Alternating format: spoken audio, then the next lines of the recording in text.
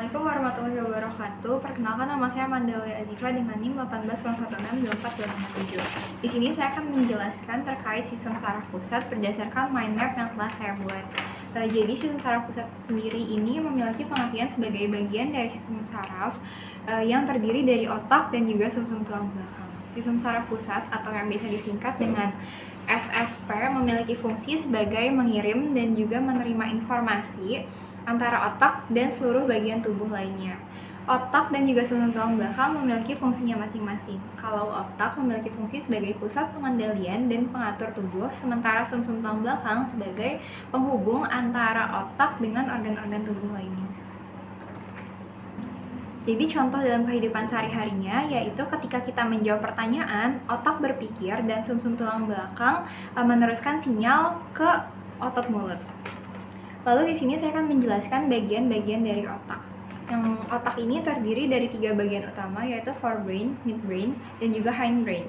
Forebrain ini terdiri dari telencephalon dan juga diencephalon. Telencephalon ini bagian terbesar otak dan bagian atas sistem saraf pusat. Fungsi dari telencephalon ini yaitu mengatur fungsi sadar, kognisi, emosi, memori, dan juga kontrol motorik sadar.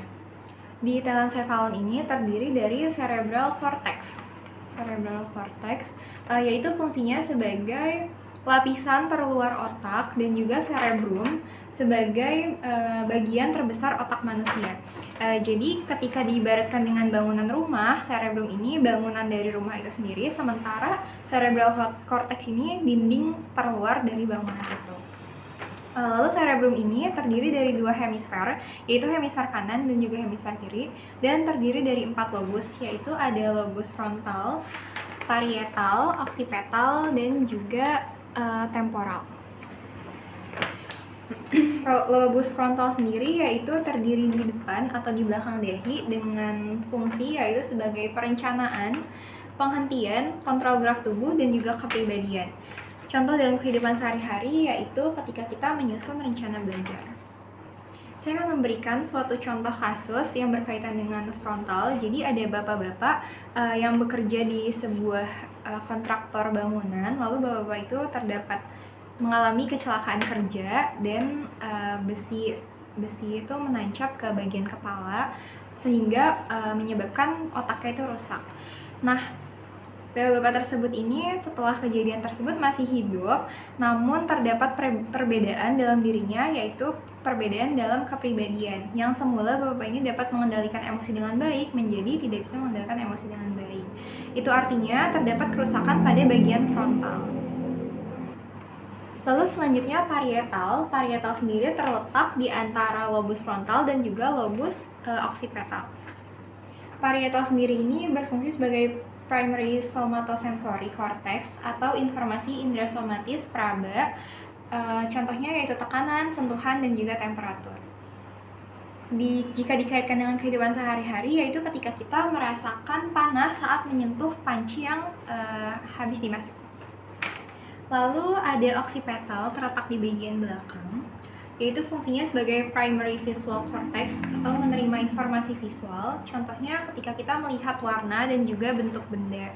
Saya juga akan memberikan suatu contoh kasus. Jadi ketika ada seseorang mengalami kecelakaan dan bagian belakang otaknya itu terbentur atau rusak, ia akan mengalami kebutaan karena occipital sendiri ini berkaitan dengan primary visual cortex. Jadi ketika bagian belakangnya terbentur dan mengalami kerusakan, maka akan terjadi kebutaan atau kerusakan pada bagian penglihatannya.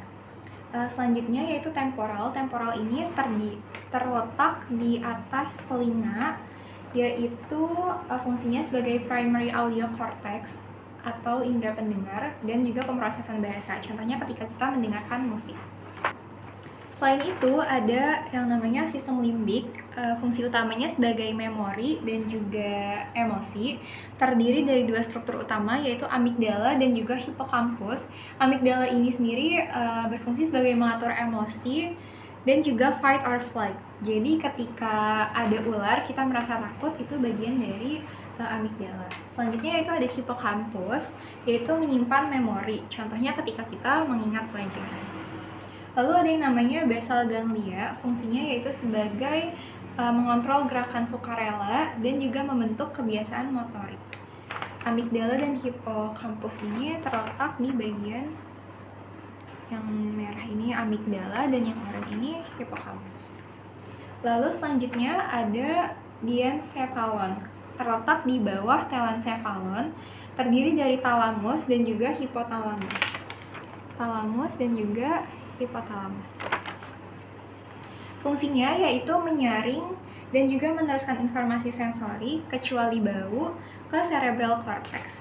Jadi ketika kita menyentuh sesuatu yang kasar, si talamus ini akan meneruskan info ke korteks sensori. Selanjutnya yaitu hipotalamus, yaitu mengatur homeostatis atau keseimbangan internal tubuh. Jadi ketika kita kepanasan, hipotalamus ini akan membuat tubuh berkeringat. Selanjutnya ada midbrain atau otak tengah, yaitu ada mesencephalon, bagian tengah batang otak. Nah, fungsinya sendiri yaitu sebagai penghubung jalur sensori dan motorik, dan juga pusat refleks penglihatan dan juga pendengaran. Di midbrain ini sendiri terdiri dari dua, yaitu tectum dan juga tegmentum. Di tectum sendiri ada superior colliculi dan juga inferior colliculi. Nah, superior colliculi sendiri ini berkaitan dengan fungsi visual, yaitu ketika mata terhadap cahaya. Kalau inferior colliculi itu fungsi auditori. Contohnya ketika kita menoleh saat ada suara yang mendekat gitu. Selanjutnya yang terakhir yaitu ada hindbrain atau bagian belakang, terdiri dari mesencephalon yaitu medula. Fungsinya sebagai mengendalikan fungsi vital, contohnya kayak napas dan juga detak jantung.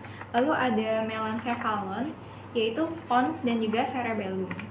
Pons ini sebagai jalur komunikasi antara otak besar dan juga otak kecil, dan cerebellum ini berfungsi sebagai koordinasi gerakan halus. Contohnya atau cerebellum juga berfungsi sebagai bagian otak yang mengintegrasikan aktivitas otot yang diperlukan ketika bagian otak lain memerintahkan. Selanjutnya yaitu ada sumsum tulang belakang. Sebelumnya ini dia gambar mengenai bagian-bagian otak tadi yang telah saya sampaikan. Di sini ada talamus, warna biru talamus, di sini hipotalamus, di sini cerebral cortex yaitu bagian luar atau bagian pelindung. Di sini ada cerebellum, di sini ada medula, hipokampus dan juga amigdala. Selanjutnya yaitu sumsum tulang belakang. Yang pertama, fungsi dari sumsum tulang belakang yaitu mengirimkan sinyal dari dan juga ke otak. Yang kedua, mengatur refleks otomatis. Yang ketiga, mendistribusikan sinyal ke organ dan otak. Dan yang terakhir sebagai pusat gerak refleks. Struktur dari sumsum tulang belakang, yang pertama ada substansi abu-abu, yang kedua ada substansi putih, dan yang ketiga ada saraf spinal. Substansi abu-abu ini yaitu fungsinya untuk pengolahan informasi refleks, substansi putih sebagai jalur transmisi sinyal dari atau ke otak melalui serabut saraf, dan yang terakhir saraf spinal ini sebagai cabang yang keluar di tiap ruas, lalu sambung otak ke organ atau otot.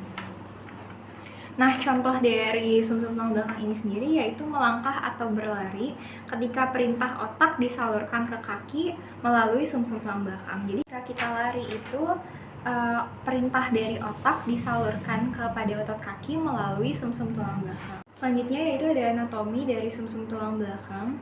Bisa dilihat. Totalnya yaitu memiliki 31 pasang dengan 8 buah yaitu membentuk tengkuk, 12 buah membentuk bagian belakang toraks atau dada, lalu ada 5 buah membentuk daerah umbal atau pinggang, selanjutnya 5 buah membentuk daerah sakrum, tulang kelangkang, dan juga 1 buah membentuk tulang tungging.